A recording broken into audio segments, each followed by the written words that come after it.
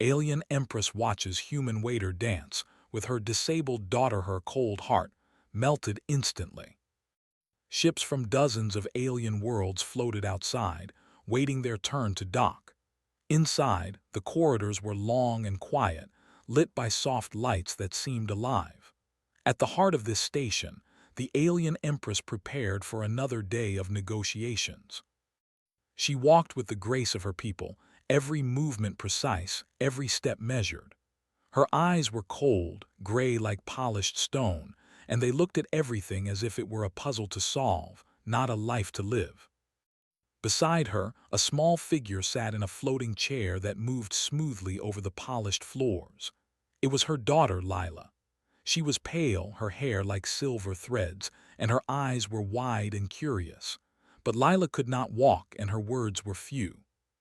She had a neural injury when she was born, something her people had never fully explained to outsiders. Her chair hummed softly as it moved, carrying her silently through the halls, but it could not carry the joy she longed to feel.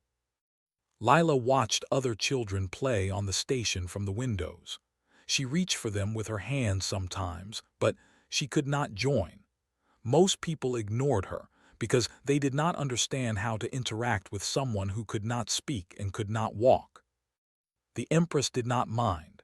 She had ruled for hundreds of her people's years, and she believed emotions were weakness. The station ran on logic, planning, and order. There was no time for distraction, no space for sentiment. She had learned to hide the small flickers of feeling that sometimes rose inside her, because to show them would invite doubt, and doubt could destroy a ruler. Yet in the quiet moments she found herself glancing at Lila, wondering if her daughter's silence hid more than the world could see. She did not admit it, even to herself. The day began like any other. Emissaries from human worlds arrived in small ships, docking in bays that smelled faintly of metal and oil. The humans were cautious. Most of them had heard stories about the Empress, how she could make entire fleets surrender without firing a shot, how her decisions could cause worlds to rise or fall. Yet, the humans walked through the corridors with their own kind of confidence. They did not bow too deeply, they did not glare in fear. They moved as if they belonged, though the station was not theirs. In the middle of the station, a small human-run restaurant offered a place for diplomats and travelers to eat. The place was modest, a sharp contrast to the alien splendor outside. Simple tables, plain chairs, and warm food made by human cooks. It smelled of bread, roasted vegetables, and something the aliens called coffee. A young human waiter named Ethan Brooks worked there. He had short brown hair, soft eyes, and a smile that did not come from fear. He moved quickly, serving plates with careful hands. He had been trained to notice everything, to see when a guest needed more water, or if a child was lonely, or if someone was too proud to ask for help. That morning, Lila arrived with her mother. The Empress glided into the restaurant, followed by her guards and aides. Lila's chair hovered behind her, and she watched the other children at a table, laughing as they shared a game. Her small hands lifted to reach for them, but she could not move fast enough. She sighed quietly, a sound that was almost music in the silent restaurant. Ethan noticed her immediately. He had seen many alien children, but something about Lila's eyes caught him. They were full of wonder, full of a desire to connect. He adjusted his tray and moved closer, keeping a polite distance. He had been trained not to stare, but he could not look away. The Empress ordered her food in her own language, precise words that left no room for discussion. She did not smile. She did not glance at Lila. She expected the child to follow protocol, to sit quietly, to obey. Yet Lila did not obey. She looked at the other children and then at Ethan. She tilted her head slightly, as if asking a question she could not say. Ethan felt a small pull in his chest. He knelt beside Lila's chair and spoke softly. "Hello," he said. His voice was calm, friendly, without fear. Lila blinked at him. She did not answer, but she did not look away either.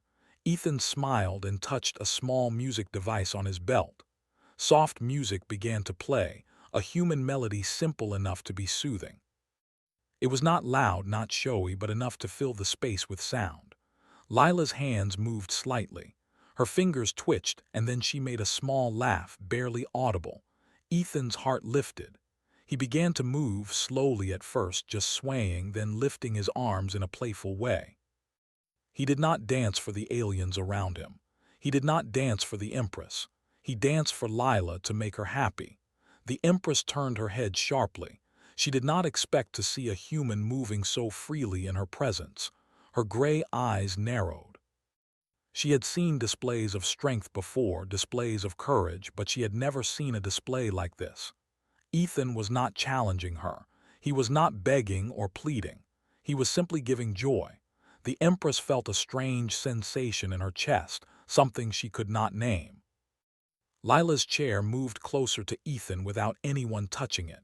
Her hands reached for him, her small body leaning toward the music and the movement. Ethan noticed and laughed softly. He lifted her hands in his own, guiding her slowly through the rhythm.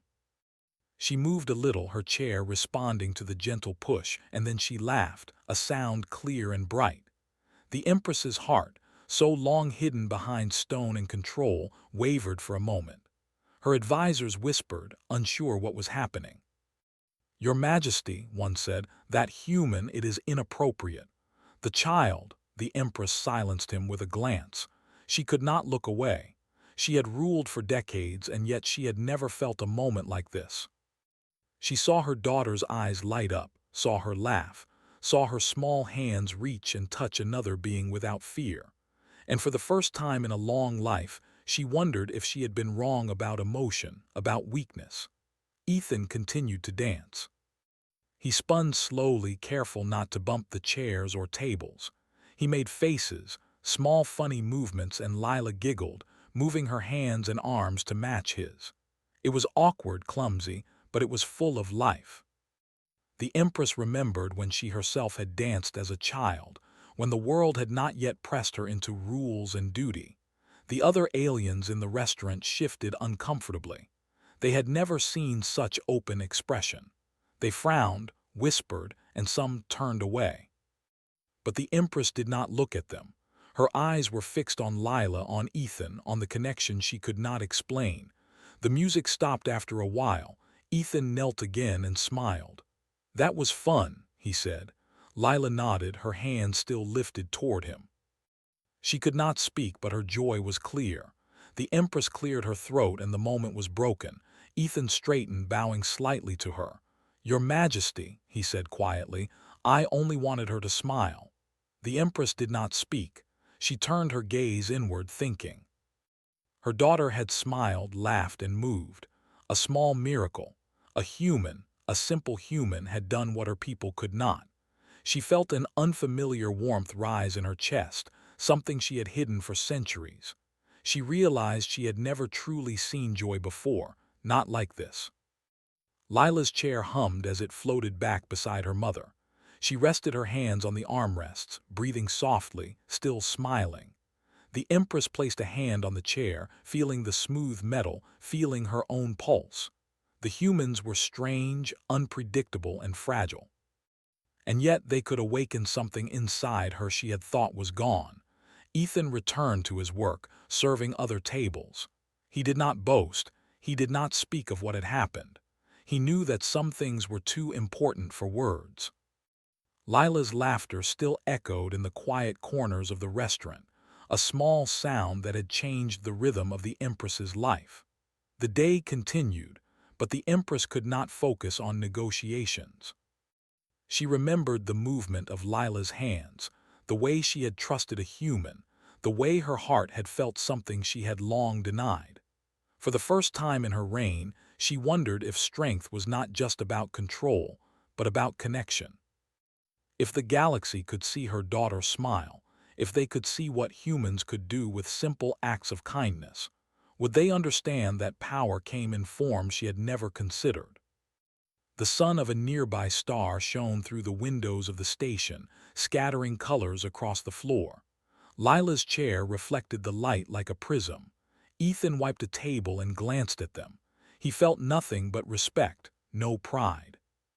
He had done what humans did best. He had reached out with his heart, simply and openly. And the Empress, watching, felt her cold heart soften. For the first time, she allowed herself to wonder what it meant to truly feel the day after the dance. The station felt different. The alien Empress moved through the halls, her mind busy with reports and schedules. Yet she could not stop thinking about Lila. She remembered the way her daughter's small hands had reached out, the laughter that had filled the restaurant, and the gentle human who had caused it. Her advisors noticed the change in her mood. They whispered in corridors and council rooms, unsure what to make of it. The Empress listened politely, but she did not answer. She had questions she could not yet voice. Lila sat quietly in her chair as the Empress walked beside her. She had spent the night dreaming of movement and music, things she had never experienced fully. She touched the walls of her room with small fingers, tracing patterns she had seen in light, imagining what it would be like to dance like Ethan had danced. She did not know that someone watched her through the walls. Ethan, curious and thoughtful, had returned to the restaurant early. He had heard whispers that the Empress might return, and he wondered if he could do anything more to help Lila. When the Empress and Lila arrived at the restaurant, Ethan was already there. He cleaned tables and straightened chairs, but his eyes kept drifting toward Lila. She smiled slightly when she saw him. She did not speak, but her eyes shone. Ethan returned the smile, nodding once. He did not rush. He did not try to show off. He simply waited, giving her space, giving her time. The Empress watched quietly from a distance. She was both intrigued and uneasy. Humans were unpredictable. She had spent her life controlling her people, controlling outcomes, yet this human seemed to act freely, without thought for power, rank, or fear. The feeling it stirred in her was unfamiliar. She did not understand it, and that made it dangerous and fascinating. Ethan knelt beside Lila's chair again. He spoke softly. "Good morning," he said. "Would you like to play with the music today?" Lila nodded quickly, and her chair hummed as she leaned forward slightly. Ethan smiled and tapped his music device. Soft notes filled the air, the kind that humans used to wake children gently or to calm a restless room. The melody was simple, but it had a rhythm, a heartbeat. Lila's small hands twitched in time. This time Ethan began to dance slowly, circling the chair, moving his arms and legs in a playful pattern. He made faces that were silly but kind. Lila laughed. The sound was brighter than the music. It echoed in the room, bouncing off walls and floors, surprising the Empress. She had thought she understood sound and movement, but she had never understood this. Joy without reason, trust without caution, connection without strategy. Advisors moved closer to the Empress. "Your Majesty," one whispered, "the human acts as if the child were his own." "It is improper. We cannot allow—" The Empress held up her hand. She did not want to hear them. She wanted to see, to understand. The human's movements were clumsy but full of life. Lila mirrored him in small ways, lifting her hands, tapping her chair to the rhythm, swaying slightly. Ethan encouraged her gently, never forcing, never speaking too loudly. He was teaching her the language of movement, the language of joy. For a moment the Empress felt something she could not name. It was not fear, not anger, not pride. It was soft, warm, and persistent. She remembered a time before the throne, when she had run across fields, when she had danced in private chambers with her own parents. She had felt free, untethered. That feeling had been buried under years of control and duty. Now it returned because of a human who had no need for power. Lila's laughter grew louder. Her chair rocked slightly, responding to her excitement. She tried to clap her hands, missing sometimes but laughing every time. Ethan followed her movements carefully, guiding her hands to match the rhythm of the music. Other humans and aliens in the restaurant watched quietly. Some smiled, some whispered. No one interrupted because no one could.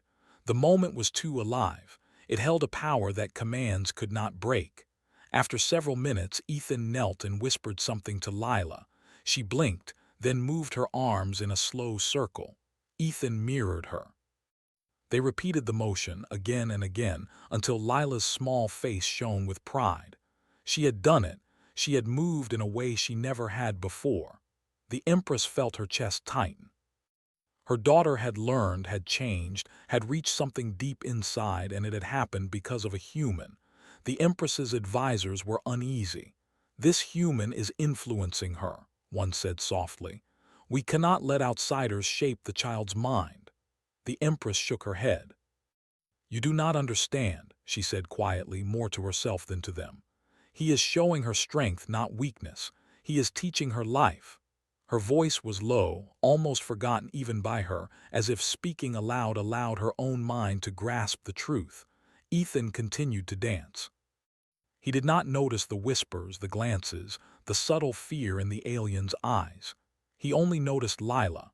He noticed the small sparks of understanding in her expression, the excitement that filled her body. He laughed softly, making his movements bigger and sillier. Lila mirrored him, moving her chair slightly, raising her hands, kicking gently at the air. After a while, the Empress could not hide her curiosity any longer. She approached the pair, standing behind Lila. She did not speak. She did not order. She simply watched. Ethan noticed her, paused for a moment, and nodded respectfully. He did not stop dancing because he knew it was not about approval. It was about connection. Lila reached out her hands toward the Empress, but her mother's posture remained rigid. The Empress felt her hands tremble just slightly. The moment stretched on. The music softened. Lila's laughter faded into quiet giggles. Ethan knelt and said softly, "You are very strong, Lila. You can do things others do not think possible." Lila looked at him, wide-eyed. She could not speak, but she understood. Her face glowed with pride and happiness. The Empress, standing silently behind her, felt a strange warmth rise. It was uncomfortable, unfamiliar, yet she could not deny it. She had never thought humans capable of this kind of power. Not power in war, not power in technology, not even power in politics, but power in spirit, power in connection, power in making someone truly alive. Later, in her private chambers, the Empress reflected. Her advisors were frustrated, offering countless reports and arguments. "The human is dangerous," one said. "He undermines protocol, he undermines tradition." The Empress ignored them. She could not return to logic alone. She remembered Lila's laughter. She remembered the movement, the light in her daughter's eyes. She realized that what she had dismissed as weakness was actually strength, a strength she had never valued. Ethan returned to his work, bringing food to other tables, smiling quietly at the small victories he had made. He did not expect reward. He did not seek approval. Yet without knowing it, he had changed the Empress. He had opened a door she had long kept closed. Over the next few days, Ethan continued his small acts. He brought music. He encouraged Lila to move. He laughed and danced, always quietly, always gently. He never boasted. He never claimed credit, but the changes were clear. Lila's chair moved more freely. Her hands reached out. She made small sounds, almost words. Her mind seemed brighter, her expression fuller. And the Empress, watching, felt her control slip in ways that were both terrifying and exhilarating. Other humans noticed, too. Dr. Laura Benson, a human medical officer, commented on Lila's improvements. "These exercises are helping her brain activity," she said to the Empress one day. "The combination of music, movement, and social interaction is exactly what she needs. She is responding faster than expected." The Empress listened, her gray eyes thoughtful. She had trusted logic for centuries, yet here it was, emotion, kindness, and simplicity creating results that her science could not explain. She had begun to question everything she knew about strength, control, and leadership. Even the other aliens began to notice. Whispers spread through the halls of the station. The Empress was changing. She smiled occasionally.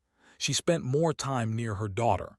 She allowed laughter to enter rooms that had never known it. She listened. She watched. She learned. And all of it had begun with a human who had dared to reach out without fear. One quiet evening, the Empress approached Ethan. She did not speak at first. She simply looked at him, studying him as if he were an equation she could not solve. Then softly she said, "Why do you care?" Ethan paused, considering the question. He smiled gently. "Because she is alive," he said, "and she deserves to feel it." The Empress did not answer. She could not. The truth of his words had pierced her logic. For the first time, she realized that life was not about control or fear. It was about connection, trust, and joy. She remembered her own childhood, her own dreams before the throne. She felt something stirring, something she had buried for centuries, hope. And in that moment, the Empress understood that humans were not weak, not fragile, not inferior.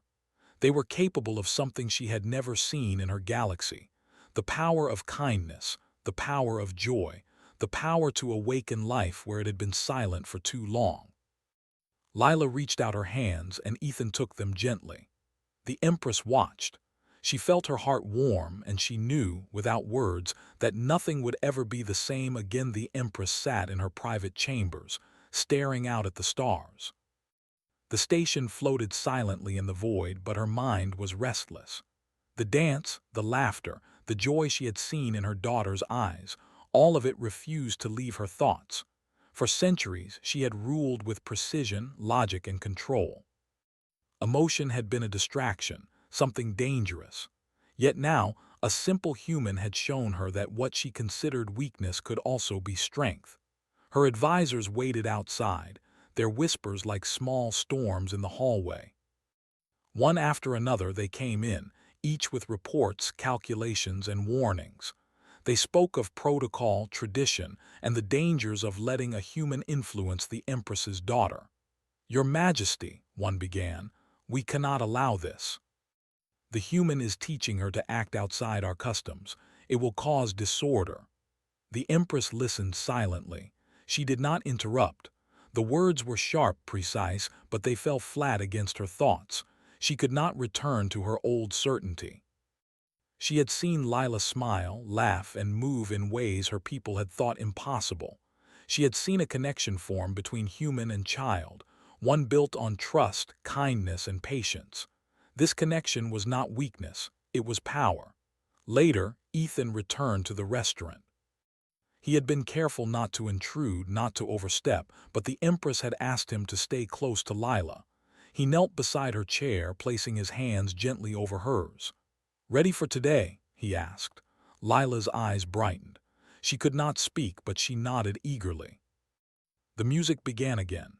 Soft, flowing notes that seemed to float in the air, filling the space with warmth. Ethan danced slowly, carefully, exaggerating the movements just enough for Lila to follow.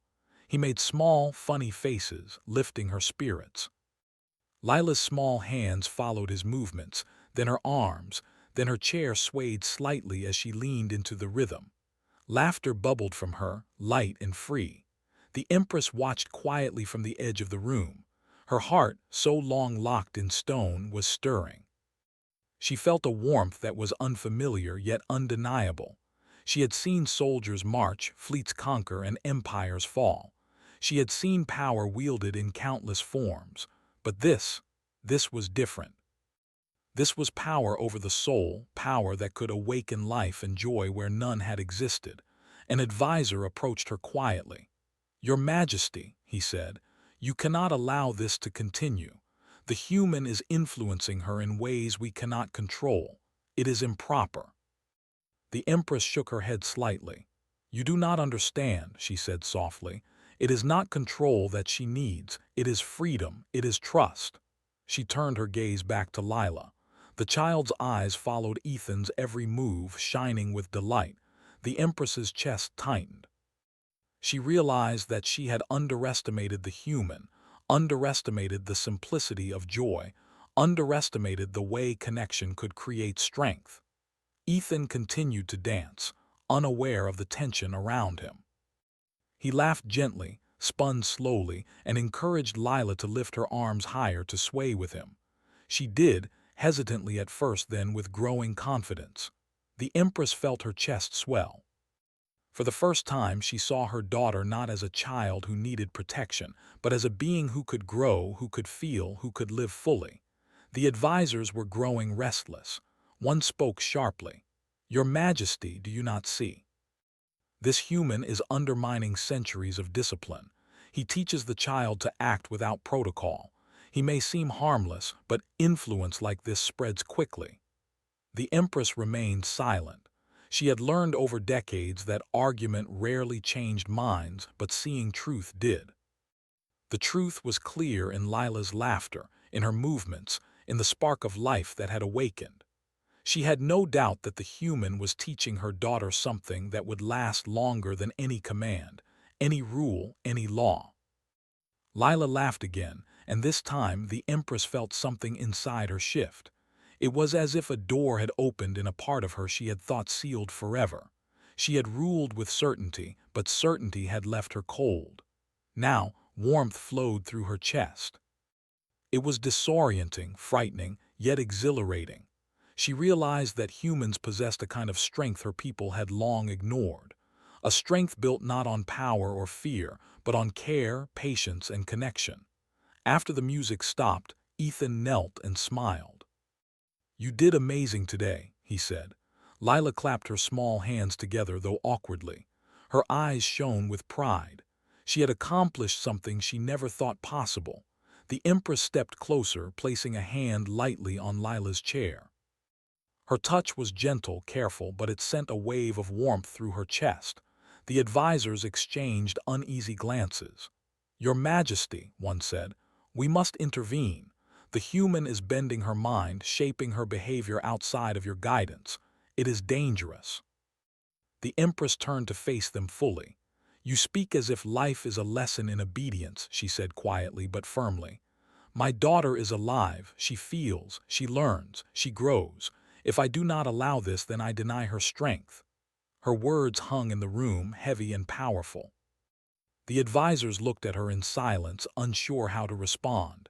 She had never spoken this way. She had never admitted emotion in public, yet now the truth was clear. Strength could come from kindness. Ethan helped Lila to move her hands in a slow circle, following the rhythm of the soft music he played. She followed, her small body trying to copy him. The Empress watched, fascinated. She noticed every small movement, every twitch of her daughter's fingers, every spark of understanding. She realized that life was not about control alone. It was about connection, about seeing someone grow, about helping them find joy even in a world built on rules. The next day, the Empress summoned Ethan to her chambers. She did not speak immediately. She simply looked at him, studying the human who had changed her life in ways no one else could. Then, softly, she said, "You understand strength differently from my people." Ethan bowed slightly. "I try to help," he said simply. "Humans believe in joy, in trust, in small acts that change lives." The Empress nodded slowly. She felt a strange relief in speaking to him. She had ruled alone for centuries, but now, in his presence, she did not feel isolated. "Then continue," she said. "Help my daughter, teach her. Do not fear my court." Ethan's eyes widened slightly. He had expected caution, perhaps rejection, but not trust. "Yes, Your Majesty," he said, bowing again. "I will." As the days passed, Ethan worked with Lila quietly. He brought new music, new movements, and small games that encouraged her to stretch, to move, to laugh. She followed him eagerly, learning from his patience. Each small success brought a sparkle to her eyes and a warmth to the Empress's heart. The Empress began to notice other things. Her daughter's health improved. Small medical indicators showed progress. Dr. Laura Benson confirmed it. "The exercises and the human connection are helping her brain," she said. "She is responding faster than any of our calculations predicted." The Empress felt a new kind of pride. She had watched countless battles, controlled fleets, and ruled worlds, but none of it compared to the quiet power she now saw in Lila. She understood that leadership was not just about strategy. It was about nurturing, about seeing potential, about allowing life to grow. One evening, the Empress observed Ethan and Lila from the hallway. He danced slowly, hands raised, guiding Lila's movements. She laughed, swayed, and leaned into the rhythm. The Empress felt tears rise in her eyes, though she did not allow them to fall. For the first time, she realized that life could be lived fully, even in the harshness of rule. She had believed emotion was weakness. Now she understood it was strength. The advisors grew more restless. They whispered in the halls, arguing that the Empress had lost control. Some suggested removing Ethan, restricting Lila, even disciplining the Empress herself. She ignored them. She had seen something that no report, no rule, no warning could explain. She had seen the human teach life, joy, and courage through simple actions. She had seen her daughter awaken. That was power. Ethan, unaware of the court's tension, continued his work. He never boasted. He never sought praise. He only watched Lila, guided her, encouraged her. He laughed softly when she succeeded and gently corrected her when she faltered. In doing so, he built trust, and in that trust, he gave Lila something no machine, no device, no program could give: hope. The Empress reflected late into the night. She had ruled for centuries, controlling empires with fear and respect. But she had never ruled hearts. She had never seen a human, so small, so simple, change the course of a life, of a mind, of her own frozen heart. She understood, finally, that strength was not only power over others. It was power to awaken life, to nurture, to allow someone to grow beyond expectation. And as Lila slept in her chair, dreaming of music and movement, the Empress made a quiet decision. She would allow this human to continue his work. She would protect him. She would protect her daughter. She would learn from them both. She would allow herself to feel. The stars outside the station glimmered quietly. Inside, a human danced, a child laughed, and an Empress discovered warmth she thought had been lost forever. And in that simple act, the course of many lives began to change. The days passed quietly, yet something in the station had shifted. The Empress moved with her usual grace and command, but she was no longer cold. Warmth filled small spaces in her heart, ones she had long forgotten existed. Lila grew stronger each day. Her laughter became more frequent, her hands moved more confidently, and her chair hummed in response to her growing excitement. Ethan continued to guide her with gentle patience, always careful not to overstep, always focusing on her small victories. The Empress decided it was time for a change. She called a council meeting, a gathering of her advisors and representatives from many alien worlds. The council chamber was vast, with high ceilings and walls that glimmered with unknown metals. The air was heavy with expectation. The advisors whispered nervously, unsure what the Empress planned. She entered the chamber, Lila beside her in her chair, her small hands resting on the controls. For a moment, the room was silent. The Empress's eyes scanned the faces before her, advisors, generals, diplomats, all waiting for her command. Then she spoke, her voice clear and strong. "We have observed something important," she said. "Our people have long believed that strength is control. That emotion is weakness. We have been wrong." Murmurs spread through the chamber. Some aliens whispered angrily. Some looked confused. A few humans, invited to witness the council, exchanged surprised glances. Ethan stood quietly beside Lila, his hands folded, observing respectfully. He knew the Empress's words were more powerful than any gesture he could make. "Strength," she continued, "can come from connection, from care, from joy. We have seen it in my daughter. We have seen it in a human who acts not for power but for love. This is not weakness. It is power beyond our understanding." A senior advisor stepped forward, his voice sharp. "Your Majesty, you are speaking against centuries of tradition. Humans are unpredictable. They cannot be trusted with influence over our people. We cannot allow—" The Empress raised her hand. "Silence," she said. The word echoed in the chamber, commanding attention. I have watched my daughter grow in ways our science cannot fully explain. I have seen a human teach her life, laughter, and courage, and in doing so he has taught me as well. We will continue. We will allow these lessons, and we will learn from them. Shock rippled through the room. Some advisors struggled to maintain composure. Others stepped back, uncertain how to respond. The Empress's voice did not waver.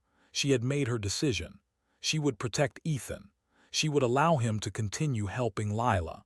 She would embrace the strength of connection she had witnessed firsthand. Over the following weeks, changes spread through the station. Human specialists, including Dr. Laura Benson and diplomat Kevin Morris, were invited to assist with Lila's care. They worked with Ethan, creating small exercises that encouraged movement, music, and interaction. Lila responded eagerly, learning new ways to express herself. Her chair moved more smoothly, her hands reached with confidence, and small sounds emerged from her lips. The Empress observed all of it closely. She spent hours in the restaurant watching Ethan work, listening to the humans explain their methods. She asked questions, not about strategy or politics, but about emotion, connection, and life. She learned that humans measured strength not only in power, but in the ability to care, to nurture, and to inspire. She began to incorporate these lessons into her own leadership. Some aliens resisted. They whispered in corridors, questioning the Empress's judgment. They feared that showing kindness would invite weakness. Yet the Empress did not waver.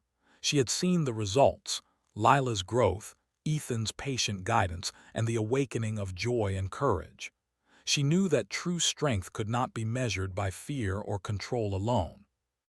One afternoon, the Empress invited a group of alien nobles and humans to a demonstration. The room was large and bright, filled with light from the station's external windows. Lila's chair hummed as she moved into position. Ethan stood beside her, smiling gently. Soft music began to play. Lila reached out her hands, following Ethan's movements. She lifted her arms, swayed, and moved with increasing confidence. The nobles watched in astonishment. This child, once silent and withdrawn, was moving, responding, and expressing herself with joy.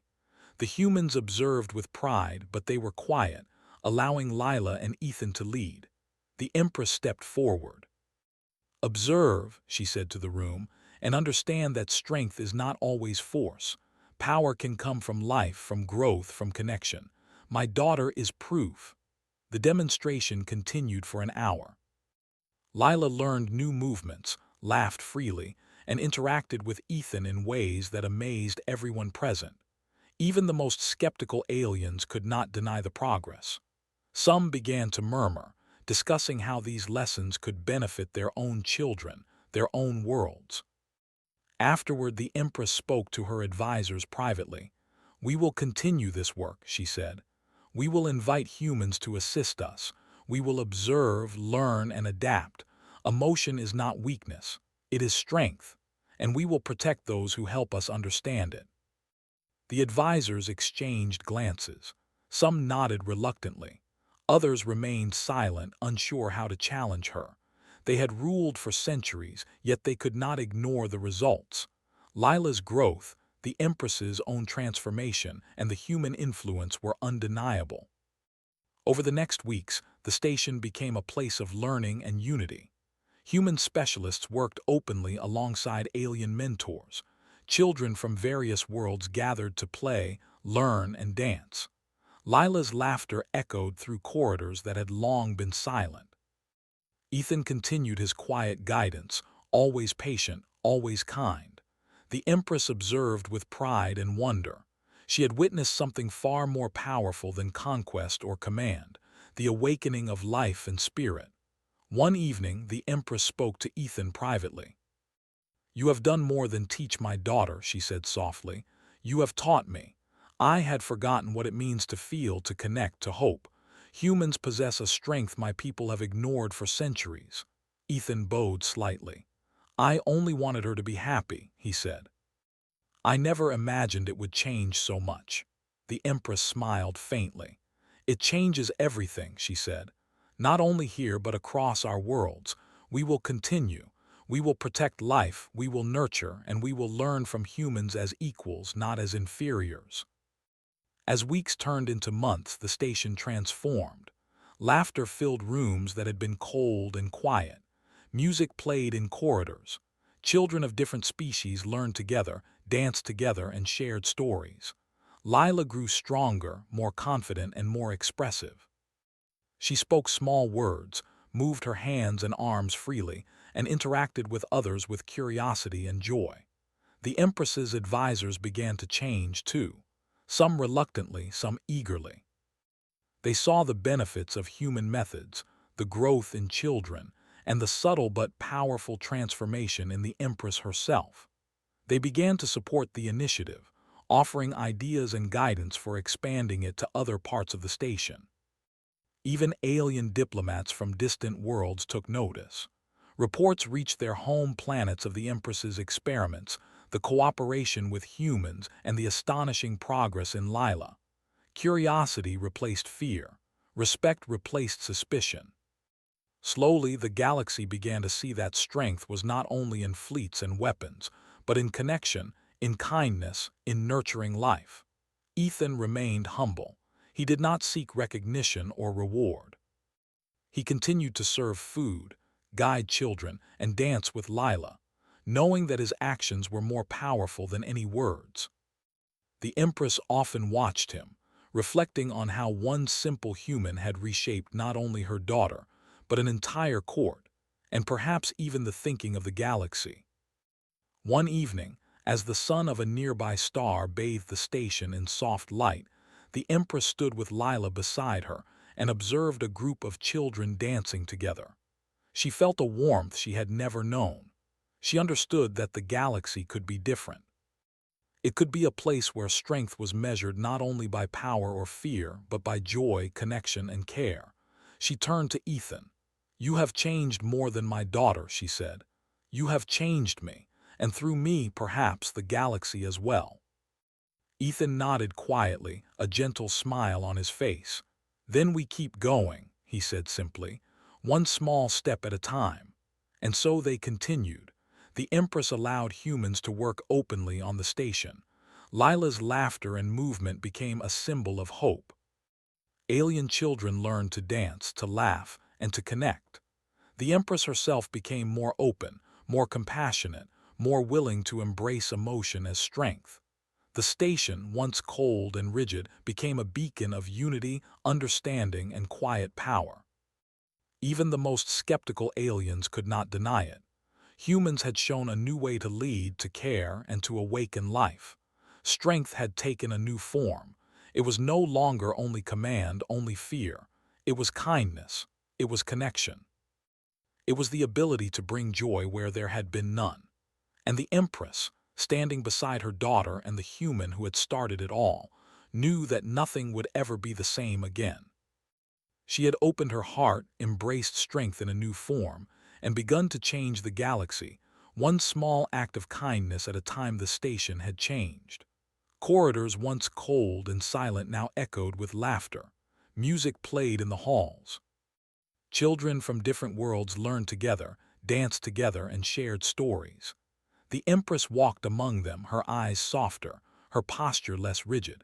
She had ruled for centuries with logic and control, but now she ruled with understanding and warmth. Strength, she realized, was not only power, but care, connection, and the ability to nurture life. Lila had grown more confident. Her small chair moved smoothly, her hands reached out freely, and her voice had begun to form words. She called Ethan friend for the first time, and he smiled gently, kneeling beside her. She laughed, danced, and interacted with other children, learning not only human ways but alien ways as well. She had become a symbol of hope for the station, proof that life could flourish when nurtured with patience and joy. The Empress observed quietly. She felt her heart swell with pride and relief. The human, Ethan, had done more than teach her daughter. He had awakened a part of her she thought lost. She had begun to understand that ruling a galaxy was not only about order, but also about connection, compassion, and the quiet power of life. One morning, emissaries from distant worlds arrived. They had heard of the Empress's new methods, the cooperation with humans, and the progress of Lila. Many were curious, some skeptical, others wary. The Empress greeted them herself. She moved with calm authority, but her expression was warmer than any had seen before. Lila was beside her, waving her small hand, smiling. "Welcome to our station," the Empress said. "We have discovered something important. Strength is not always force. Power is not always fear. True strength can come from joy, from connection, and from care." The emissaries watched in silence. Some were surprised. Some whispered among themselves. A few smiled, realizing the truth of her words. They had expected cold logic, strict rules, and calculated strategy. Instead, they saw laughter, movement, and life. They saw the human who had started it all, kneeling beside Lila, guiding her gently, smiling quietly. Ethan did not boast. He did not demand recognition. He simply continued to help Lila, encourage her, and be present. His simple acts had already changed more than one life. Now, they were beginning to change the thinking of many worlds. The Empress invited the emissaries to observe a demonstration. Lila's chair hummed as she moved into position. Ethan began the soft music, and the child followed his movements, lifting her hands, swaying, and learning new gestures. The children around them joined in. Alien children mirrored the motions, laughing and clapping. Human children followed as well. The room filled with life and sound, a harmony that had not existed before. The emissaries were silent for a moment, overwhelmed. Then slowly they began to understand. One spoke, "Perhaps we have underestimated humans. Perhaps there is strength in their joy, in their care, in their simple acts of connection." Another nodded. "And perhaps strength is more than power. Perhaps it is life itself." The Empress smiled. She had begun to change not only her station but the thinking of the galaxy. What had started as a quiet act, a human dancing with her disabled daughter, had become a lesson in leadership, compassion, and true power. Over the next months, humans were invited to work openly on the station. They helped with children, medicine, learning, and communication. Ethan remained humble, guiding Lila and others quietly. He never sought titles, never demanded attention. His actions spoke louder than words. He showed that small acts of kindness could ripple outward, changing hearts and minds. Lila learned quickly. She danced, played, spoke, and interacted with alien and human children alike. She became a symbol of hope and potential. Every day she grew stronger, her movements more confident, her laughter louder. The Empress often watched, her own heart lighter than it had been in centuries.